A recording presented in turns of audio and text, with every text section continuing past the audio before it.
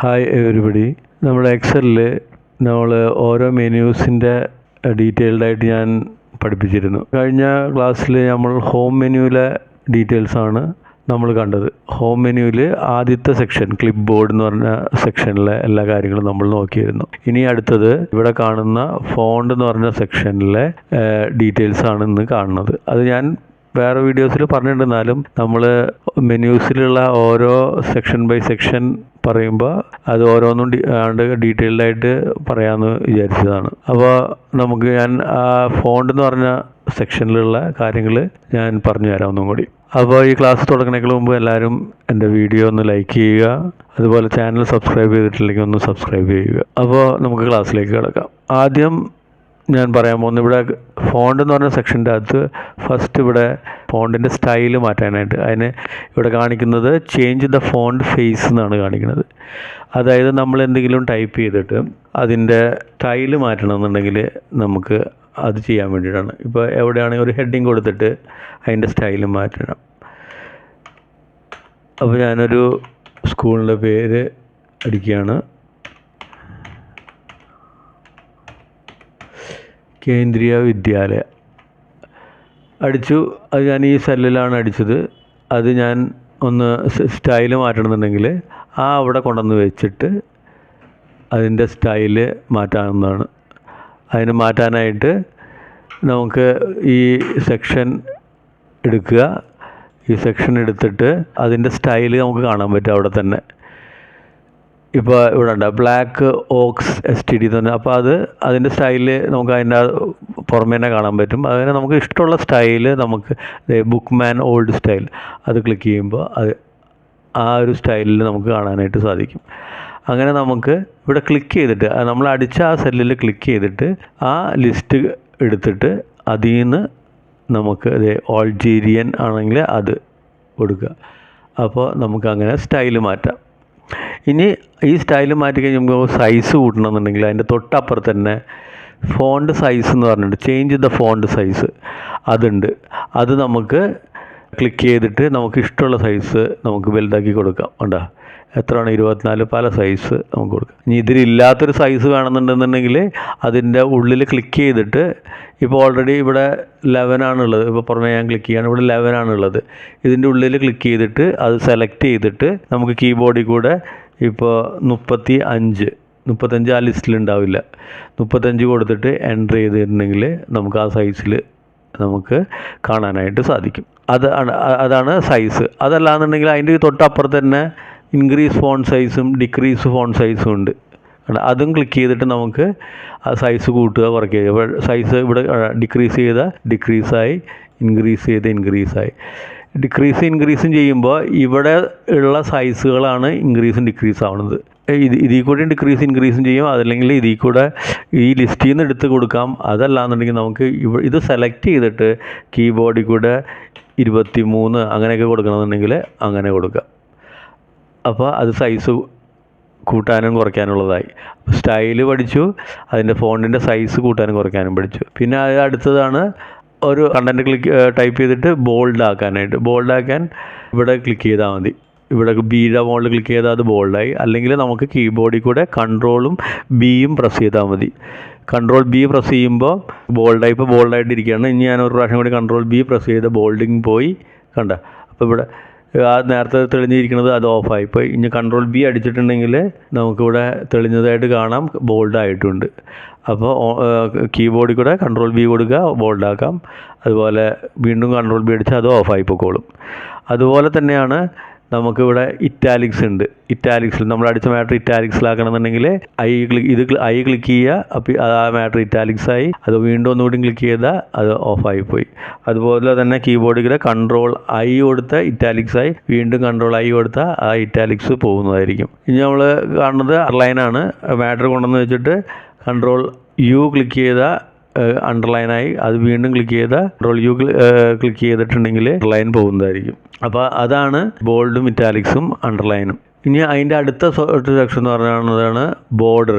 നമുക്കൊരു particular heading ഒക്കെ കൊടുത്തിട്ട് അത് ഒരു ബോർഡറൊക്കെ കൊടുക്കണമെന്നുണ്ടെങ്കിൽ നമുക്ക് വേണ്ട ഈ ഹെഡിങ് കുറച്ച് ഇങ്ങനെ വലുതാക്കിയിട്ട് ഇതിനൊരു ബോർഡർ കൊടുക്കണം.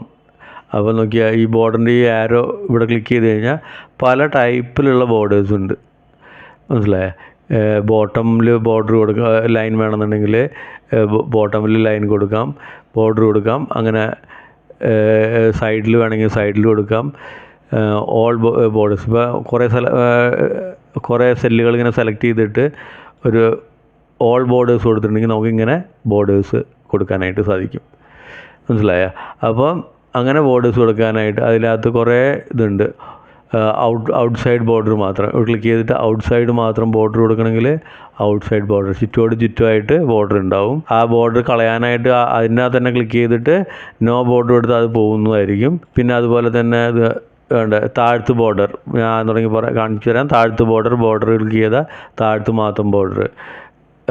ടോപ്പ് ബോർഡർ ആണെങ്കിൽ ടോപ്പ് ഭാഗത്തും ബോർഡർ, കണ്ട ടോപ്പ് ഭാഗത്തും ബോർഡറായിട്ട് കിട്ടും. അങ്ങനെ റൈറ്റ് ബോർഡർ ആണെങ്കിൽ right border.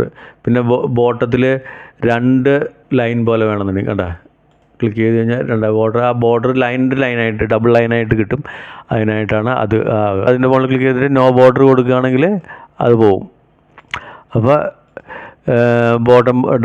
Bottom double border, thick border, top and bottom border. അപ്പോൾ ആ സൈഡിൽ തന്നെ അതിൻ്റെ പ്രിവ്യൂ പോലെ കാണിച്ചിട്ടുണ്ടാവും. ഇപ്പോൾ top and double bottom border, അതായത് മുകളിൽ ഒരു ബോർഡറും താഴത്ത് ഡബിൾ ലൈനായിട്ടുള്ള ബോർഡർ. അപ്പോൾ ഹെഡിങ് ഒക്കെ അങ്ങനെ വേണമെങ്കിൽ നമുക്ക് കൊടുക്കാം. ഈ ഹെഡിങ് കൊടുത്തിട്ട് മുകളിലൊരു ലൈനും താഴത്തൊരു ഡബിൾ ബോർഡറും കൊടുത്തിട്ടുണ്ടെങ്കിൽ ഇങ്ങനെ നമുക്ക് കിട്ടുന്നതായിരിക്കും, മനസ്സിലായ? ഇനി അടുത്തത് നമുക്ക് ബോർഡർ വരയ്ക്കണമെന്നുണ്ടെങ്കിൽ, ഇപ്പോൾ ഇവിടെ ബോർഡർ വരയ്ക്കണമെന്നുണ്ടെങ്കിൽ ഒരു ഇത് ക്ലിക്ക് ചെയ്തിട്ട് ഇവിടെ ഡ്രോ ബോർഡർ കൊടുത്തിട്ടുണ്ടെങ്കിൽ ഡ്രോ ബോർഡർ ഇങ്ങനെ വരയ്ക്കാം. നമുക്ക് നമ്മുടെ ഇഷ്ടാനുസരണം വരയ്ക്കാം. ഒരു സെല്ലിൻ്റെ അകത്ത് അങ്ങനെ ബോർഡർ എടുക്കണമെങ്കിൽ ഇങ്ങനെ കൊടുക്കാം. അതിൽ ഒന്നിക്കൂടുതൽ സെല്ല് വേണമെന്നുണ്ടെങ്കിൽ അങ്ങനെ ബോർഡർ കൊടുക്കാം. അത് കുറച്ച് ഫ്രീ ഹാൻഡ് അല്ല, അതിനേക്കാളും ഭേദം നമുക്ക് ഇത് ക്ലിക്ക് ചെയ്തിട്ട് വരയ്ക്കണതായിരിക്കും കുറച്ചുകൂടി നല്ലത്. ഇങ്ങനെ ബോർഡർ കൊടുക്കണമായിരിക്കും കുറച്ചുകൂടി നല്ലത്.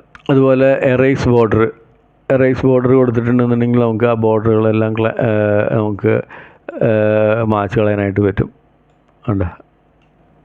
മായ്ച്ച് കളയാം. ഈ നമ്മൾ ക്ലിക്ക് ചെയ്തിട്ട് നേരത്തെ ബോർഡേഴ്സിൻ്റെ സെക്ഷനിൽ നോ ബോർഡർ എന്ന് ക്ലിക്ക് ചെയ്യണ പോലെ തന്നെയാണ് എറേസ് ബോർഡറും. ഈ ബോർഡറിൽ നമുക്ക് എന്തെങ്കിലും കളർ കൊടുക്കണമെന്നുണ്ടെങ്കിൽ ആ ബോർഡറിൽ ലൈൻ കളർ കൊടുത്തിട്ടുണ്ടെങ്കിൽ ക്ലിക്ക് ചെയ്താൽ ആ ബോർഡറിൻ്റെ മുകളിലൊന്ന് ക്ലിക്ക് ചെയ്താൽ മതി. ആ ബോർഡർ നമുക്ക് ആ പർട്ടിക്കുലർ കളർ കൊടുക്കാനായിട്ട് സാധിക്കും. അതുപോലെ ലൈൻ സ്റ്റൈൽ നമുക്ക് നേരത്തെ ഇവിടെ നമ്മൾ കൊടുത്ത പോലെ തന്നെ ഇവിടെ ലൈനിൻ്റെ സ്റ്റൈല് പല ടൈപ്പ് സ്റ്റൈലുകളുണ്ട്. ആ സ്റ്റൈലുകളൊക്കെ നമുക്ക് കൊടുക്കാനായിട്ട് സാധിക്കും. ഇനി എല്ലാം കൂടിയിട്ടുള്ള ഇവിടെ ഉണ്ട്. ക്ലിക്ക് ചെയ്തിട്ട് നമുക്കിവിടെ മോർ ബോർഡേഴ്സ് കൊടുക്കുകയാണെങ്കിൽ നമുക്ക് എല്ലാ കാര്യങ്ങളും ഇവിടെ തന്നെ കൊടുക്കാം. ഇപ്പോൾ ബോർഡറിൻ്റെ ഇത് ലൈൻ ഇങ്ങനെ വേണമെന്നുണ്ടെങ്കിൽ അത് കൊടുക്കുക. പിന്നെ കളർ വേണമെന്നുണ്ടെങ്കിൽ കളർ കൊടുക്കാം. പിന്നെ ഔട്ട്ലൈൻ വേണമെങ്കിൽ ഔട്ട്ലൈൻ ഓക്കെ കൊടുത്തിട്ടുണ്ടെങ്കിൽ നമുക്ക് നോക്കിയാൽ ഇങ്ങനെ എല്ലാ കാര്യങ്ങളും അവിടെ കൊടുക്കാനായിട്ട് സാധിക്കും. മോർ ബോർഡേഴ്സ് കൊടുത്തിട്ടുണ്ടെങ്കിൽ ആ ഓരോന്ന് ലിസ്റ്റ് ഔട്ട് ചെയ്തിട്ട് കൊടുക്കണ പോലെ ഇവിടെ എല്ലാം നമുക്ക് കൊടുക്കാനായിട്ട് സാധിക്കും. അപ്പോൾ അതാണ് ബോർഡേഴ്സിൻ്റെ. പിന്നെ അടുത്ത 2 സെക്ഷൻ എന്ന് പറയുന്നത് കളേഴ്സിൻ്റെയാണ്. ഒന്ന് ഫിൽ കളറുണ്ട്, ഒന്ന് ഫോണ്ട് കളറുണ്ട്. ഫിൽ കളർ എന്ന് പറഞ്ഞാൽ ഒരു സെല്ലിൻ്റെ ഉള്ളിൽ നമുക്ക് ക്ലിക്ക് ചെയ്തിട്ട് ഫിൽ കളർ കൊടുക്കുകയാണെങ്കിൽ അല്ലെങ്കിൽ ആ ആരോയുടെ മുകളിൽ ക്ലിക്ക് ചെയ്താൽ പല കളേഴ്സും കിട്ടും. അപ്പോൾ ഏതെങ്കിലും ഒരു കളർ ക്ലിക്ക് ചെയ്യുകയാണെങ്കിൽ നമുക്ക് ആ സെല്ലിൻ്റെ അകത്ത് ആ കളറ് നമുക്ക് കിട്ടും. ഒരു സെല്ലിൻ്റെ അകത്ത് ഇപ്പോൾ ക്ലിക്ക് ചെയ്തിട്ട് നമുക്ക് ഇപ്പോൾ ഹെഡിങ് കൊടുക്കണം. ഞാൻ കേന്ദ്രീയ വിദ്യാലയം എന്നുള്ളത് ഹെഡിങ് കൊടുക്കുകയാണ്.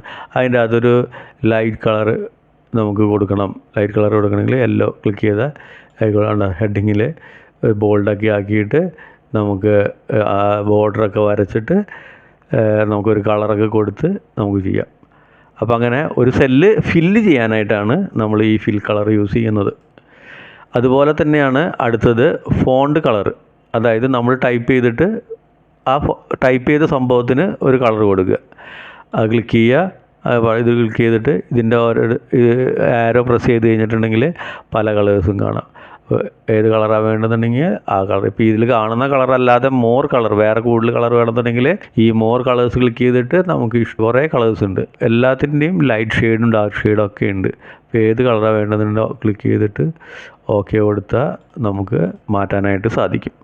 ഇതാണ് നമ്മുടെ ഫോൺ സെക്ഷനിലുള്ളത്. അപ്പോൾ ഫോൺ സെക്ഷനിൽ നമ്മൾ ഫോണ്ടിൻ്റെ സ്റ്റൈല് മാറ്റാൻ, ഫോൺ ഫേസ് എന്നാണ് പറയുന്നത്, ഫോണ്ടിൻ്റെ സ്റ്റൈല് മാറ്റാനായിട്ട്, നമ്മൾ ടൈപ്പ് ചെയ്തതിൻ്റെ സ്റ്റൈല് മാറ്റാനായിട്ട്, പിന്നെ അതിൻ്റെ സൈസ് കൂട്ടാനായിട്ട് കുറയ്ക്കാനായിട്ട്, നമുക്ക് കൂട്ടാനും കുറയ്ക്കാനും ഇവിടെ ഉണ്ട്. അതല്ലാതെ നമുക്ക് ഇഷ്ടമുള്ള നമ്പറിൽ ആ സൈസ് കൂട്ടണമെന്നുണ്ടെങ്കിൽ ഇവിടെ ക്ലിക്ക് ചെയ്തിട്ട് ടൈപ്പ് ചെയ്തിട്ട് എൻ്റർ ചെയ്താൽ മതി. അതുപോലെ ബോൾഡ്, മാറ്റർ ബോൾഡ് ആക്കാൻ, മാറ്റർ ഇറ്റാലിക്സ് ആക്കാൻ, മാറ്റർ അണ്ടർലൈൻ ചെയ്യാൻ, ഇത് മൂന്നും ബോൾഡ്, ഇറ്റാലിക്സ്, അണ്ടർലൈൻ. പിന്നെ നമുക്ക് ഒരു സെല്ലിൻ്റെ ബോർഡേഴ്സ് കൊടുക്കാനായിട്ട് അതിനുള്ള എല്ലാ കാര്യങ്ങളും ഉണ്ട് ഇവിടെ. അതുപോലെ തന്നെ ഒരു സെല്ലിൻ്റെ അകത്ത് കളർ ഫില്ല് ചെയ്യാനായിട്ട് ഈ ഫിൽ കളർ കൊടുക്കുക. ഫോണ്ടിൻ്റെ കളർ മാറ്റാനായിട്ട് ഈ ഫോൺ കളർ ക്ലിക്ക് ചെയ്യുക. എന്നിട്ട് അതിന് കളർ, ഇഷ്ടമുള്ള കളർ സെലക്ട് ചെയ്ത് കൊടുക്കുക. ഇത്രയാണ് നമ്മുടെ ഫോൺ സെക്ഷനിൽ ഉള്ളത്. അപ്പോൾ എല്ലാവർക്കും ഇത് മനസ്സിലായെന്ന് വിചാരിക്കുന്നു. ഈ വീഡിയോ നിങ്ങൾക്ക് ഇഷ്ടമായെങ്കിൽ നിങ്ങളെ ഫ്രണ്ട്സിനൊക്കെ ഒന്ന് ഷെയർ ചെയ്ത് കൊടുക്കുക. ഇനി അടുത്ത വീഡിയോ വരുന്നവരെയും എല്ലാവർക്കും നമസ്കാരം.